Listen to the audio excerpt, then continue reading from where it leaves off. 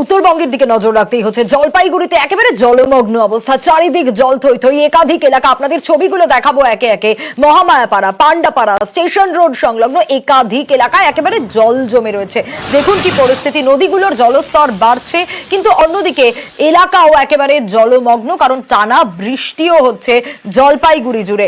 এই মুহূর্তে কি অবস্থা, কি পরিস্থিতি, কি ব্যবস্থা নেওয়া হচ্ছে শান্তনুর কাছ থেকে জানবো। শান্তনু, প্রশাসনের তরফ থেকে কি ব্যবস্থা নেওয়া হচ্ছে, স্থানীয় প্রশাসন কি বলছে? কারণ চারিদিকে জল থই থই অবস্থা, লাগাতার বৃষ্টি।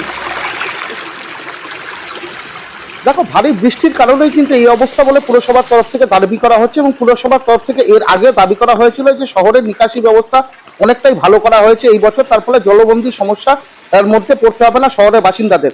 কিন্তু এই বছর ছবিটা কিন্তু দেখা গেল অন্যান্য বছরের মতোই, ভারী বৃষ্টি হলেই কিন্তু জলবন্দি হয়ে পড়ছে শহরের একাধিক এলাকা। আজকেও যেরকম সকাল থেকে মহামায়াপাড়া, মহন্তপাড়া থেকে শুরু করে পান্ডাপাড়া, বোসপাড়া, অরবিন্দনগর থেকে শুরু করে দীর্ঘ প্রায় 11টি ওয়ার্ড কিন্তু জলমগ্ন হয়ে রয়েছে।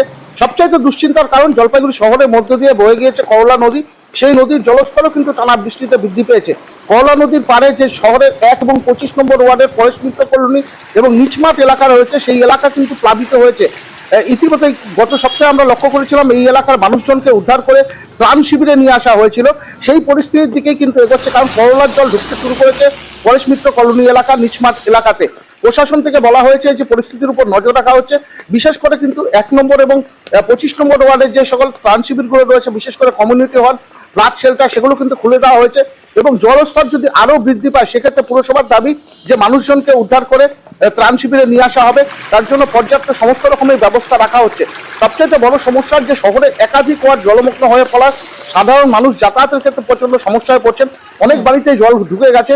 এই নিয়ে কিন্তু অবস্থা। শান্তনু, স্থানীয় মানুষজন তারা কি বলছেন শোনাবো। এখানে যে একটু বৃষ্টি হইলে, মানে ঘন্টাখানেক বৃষ্টি বা 2 ঘন্টা বৃষ্টি হলে এখানে জল জমে যায়। জলের নিষ্কাশনের তো কোনো ব্যবস্থাই নাই। ঘরের মধ্যে জল ঢুকে যাচ্ছে, ঘরে থাকা মুশকিল হচ্ছে, পোকা মাকড় ঘরে ঢুকে যাচ্ছে। প্রতিবার যেমন দুর্গাপূজা আসে, প্রতিবার বর্ষা আসে, আর এরকম জলের সমস্যা আসে। সুতরাং এই না ভাবার কিছু নাই তো। আচ্ছা, কাউন্সিলর দেখে না, জানে না? নিশ্চয়ই দেখে, নিশ্চয়ই জানে, নিশ্চয়ই হজম করে।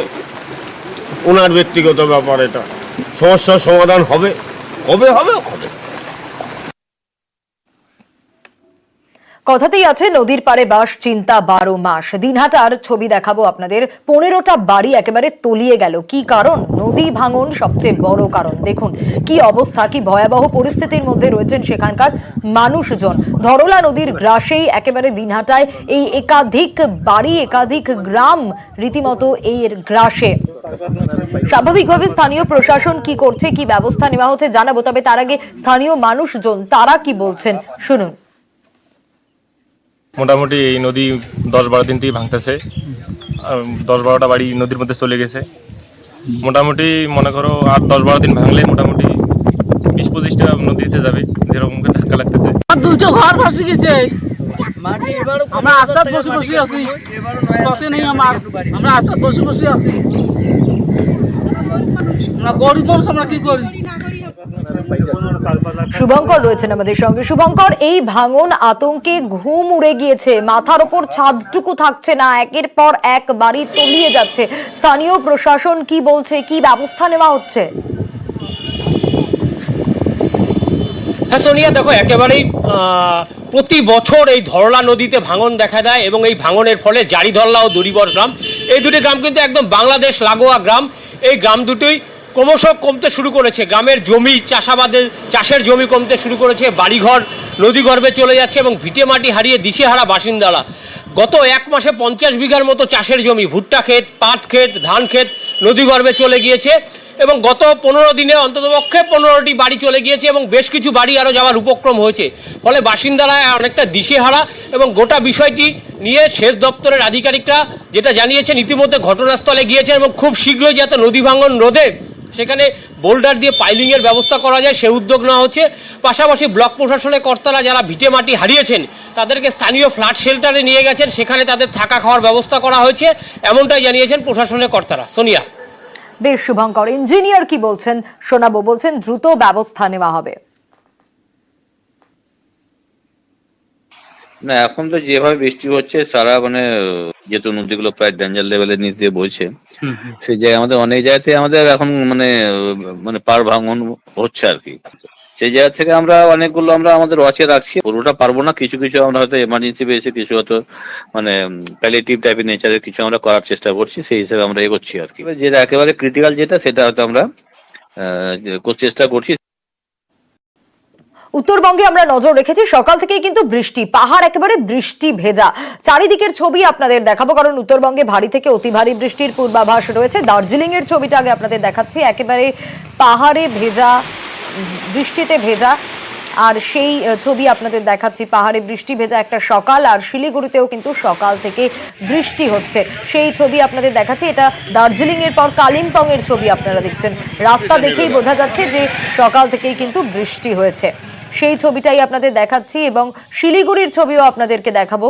শিলিগুড়িতেও কিন্তু একই, রাস্তা একেবারে ভেজা, সকাল থেকে টানা বৃষ্টি, খুব ভারী বৃষ্টি না হলেও বৃষ্টি চলছে। কি অবস্থা এই মুহূর্তে পার্থর কাছ থেকে জানবো। পার্থ, আবহাওয়া দপ্তর তো বলেইছে ভারী থেকে অতি ভারী বৃষ্টির পূর্বাভাস, বৃষ্টি হবে সকাল থেকে, সেই ছবিটাই তো ধরা পড়ছে। একেবারে তাই, সকাল থেকেই কিন্তু পাহাড় সমতল সর্বত্র কিন্তু অবিরাম বৃষ্টি চলছে এবং আজ দিনভর বৃষ্টির পূর্বাভাস চলছে গোটা উত্তরবঙ্গ জুড়ে। সেই মতোই কিন্তু সকাল থেকে, যেমন দার্জিলিং সেখানেও কিন্তু সকাল থেকে মুষলধারে বৃষ্টি হচ্ছে, কখনো মাঝারি বৃষ্টি হচ্ছে। আবার কালিম্পং সেখানেও কিন্তু বৃষ্টি শুরু হয়েছে এবং গতকাল আমরা জানি দিনভর বৃষ্টির জেরে দুর্ভোগে পড়েছিলেন পর্যটকরা। আজও কিন্তু কার্যত যারা পাহাড়ে বেড়াতে এসছেন দার্জিলিং, কার্শিয়াং, কালিম্পং, তারা কার্যত কিন্তু হোটেল বন্দি। শুধু পাহাড় কেন, সমতলের দিকে যদি আমরা নামি তাহলে শিলিগুড়ি এবং সংলগ্ন দুয়ার শহর প্রত্যেকটি এলাকায় কিন্তু ভারী থেকে অতি ভারী বৃষ্টির সতর্কতা রয়েছে এবং ইতিমধ্যেই কিন্তু সকাল থেকে বৃষ্টি শুরু হচ্ছে গোটা উত্তরবঙ্গে। আর দিনভর এই বৃষ্টি থাকবে এমনটাই কিন্তু হাওয়া অফিস জানিয়েছে। আর যদি বৃষ্টি আবহাওয়া যদি অনুকূল না হয় তাহলে কিন্তু দুর্ভোগ, বিশেষ করে দুশ্চিন্তা বাড়ছে তিস্তা পাড়ের বাসিন্দাদের। কেননা অবিরাম বৃষ্টি চলছে একদিকে সিকিম পাহাড়ে, অন্যদিকে কালিম্পং, দার্জিলিংও বৃষ্টি চলছে। তার থেকে কিন্তু তিস্তার জলস্তরও বাড়তে শুরু করেছে। স্বাভাবিকভাবে কিন্তু উৎকণ্ঠা উৎপত্তি রয়েছে একদিকে যেমন পাহাড় তেমনি সমতলের বাসিন্দারা। বেশ পার্থ।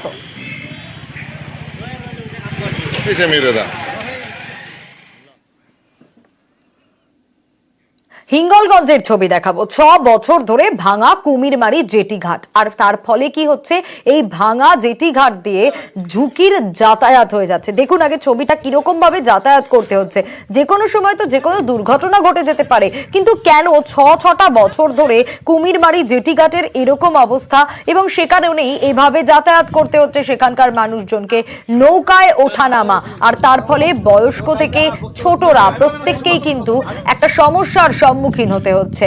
আর তার ফলেই আন্দোলন, জেটি ঘাটের দাবিতেই হিঙ্গলগঞ্জে বিক্ষোভের ছবি দেখুন।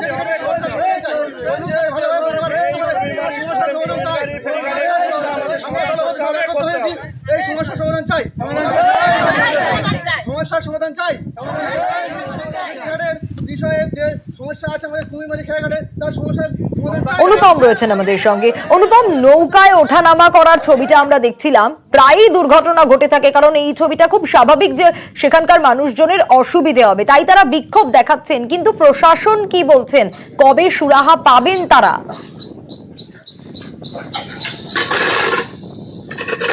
আর দেখো সোনিয়া, এই যে হিঙ্গলগঞ্জের ডাসা নদীর যে কুমিরমারি ফেরিঘাট, সেই কুমিরমারির যে ফেরিঘাট ছিল সেটা বিগত 6 বছর ধরে একদম ভেঙে গেছে, মাঝখান থেকে নেই।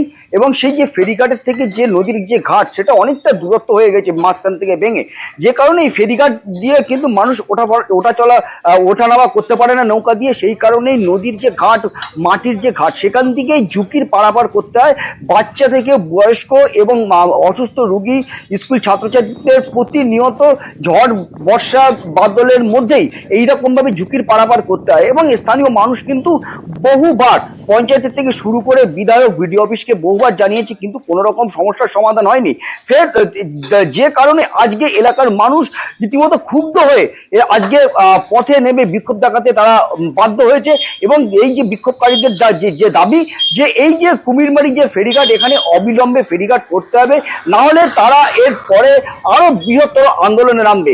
যদিও এই বিষয়ে আমরা যে স্থানীয় পঞ্চায়েতের উপপ্রধান, তার সঙ্গে আমরা যোগাযোগ যোগাযোগ করেছিলাম, তিনি কিন্তু পরিষ্কার স্বীকার করে নিয়েছে যে এখানে যে ফেরিঘাটটা, এই ফেরিঘাটটা নেই, সেই জন্য এখানকার স্থানীয় মানুষদের প্রচণ্ড সমস্যা হয়, ওঠানামার সমস্যা হয় এবং প্রতিনিয়ত দুর্ঘটনা ঘটে। তিনি ঊর্ধ্বতন কর্তৃপক্ষকে জানিয়েছে, আবারও জানাবে, এবং যাতে অতি দ্রুত এখানে একটা ফেরিঘাট তৈরি হয় তার জন্য তিনি যত রকম ব্যবস্থা নেওয়ার তিনি ব্যবস্থা নেবেন। বেশ অনুপম, স্থানীয়রা কি বলছেন শোনাবো। আমাদের এই যে খেয়াঘাটটা আছে সামনে, পার হতে খুব সমস্যা হয়। কেউ কার হাত পা ভেঙে যাচ্ছে, কেউ বাইক ড্রাইভার নিয়ে যখন গাড়িটা নিয়ে তুলতে পারছে না। স্কুলের পারাবার সমস্যা আছে, রোগী অসুস্থ মানুষ থাকলে মানে অসুবিধা হয় ঘাটের কারণে, বিশেষ করে জেটি ঘাটটার কারণে। এতটাই খারাপ, আজকের 5-7 বছর ধরে হয়ে গেছে জেটি ঘাট ওইভাবে পড়েই আছে। বিক্ষোভ আমরা চালিয়ে যাবো, আমরা আন্দোলন করছি, আন্দোলন চালিয়ে যাবো। খেয়ে উঠানামা করতে পারি না, আমাদের কোনো খুব অসুবিধা হয়। আমরা চাই যে একটা ভালো ঘাট হোক, ঝুঁকি নিয়ে পার হতে হয়। আমাদের বাইক তুলতে, সাইকেল তুলতে, বাচ্চা কাচ্চা তুলতে এইসব অসুবিধা হয়, আমরা উঠতে পারি না। পারাপারের সমস্যা, যাতায়াতের সমস্যা আছে, ঘাট নেই, বোট ধরার সমস্যা, আমাদের ওঠার সমস্যা। আমরা ঘাট চাইছি, ভালো ঘাটের দরকার। ঘাট ভালো না হলে কি করে হবে? যাতে দ্রুত ব্যবস্থা নেওয়া হয় সংশ্লিষ্ট কর্তৃপক্ষকে জানাবেন, এমনটাই বলছেন পঞ্চায়েতের উপপ্রধান তপন কুমার মণ্ডল।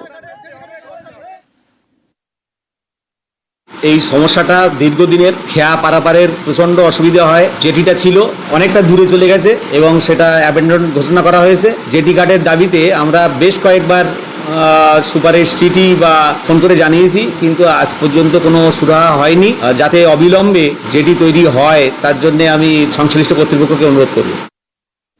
ঝাড়গ্রামের পুকুরিয়া এলাকা, সেখানে হাতির তাণ্ডবের ছবি, আতঙ্কে রীতিমতো ঘুম উড়েছে বাসিন্দাদের। দেখুন, একদিকে হাতির তাণ্ডবে বাড়ি ভেঙে যাচ্ছে, গাছ উপড়ে যাচ্ছে, দাপাদাপিতে নষ্ট হচ্ছে চাষের জমি পর্যন্ত।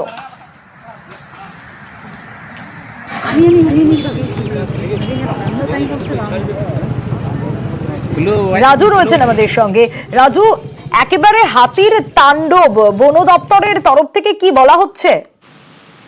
দেখো সোনিয়া, যেটা প্রথমেই বন দপ্তরের তরফ থেকে বলা হচ্ছে, বনজ সম্পদ ধ্বংস করা হচ্ছে এবং বিশেষ করে জঙ্গলের যে জমি, সেই জমিকে দখল করে নেওয়া হচ্ছে, জঙ্গল কেটে সেখানে সাফ করে ফেলা হচ্ছে, যার ফলেই বন দপ্তরের আরো বেশি সমস্যার মধ্যে পড়তে হচ্ছে।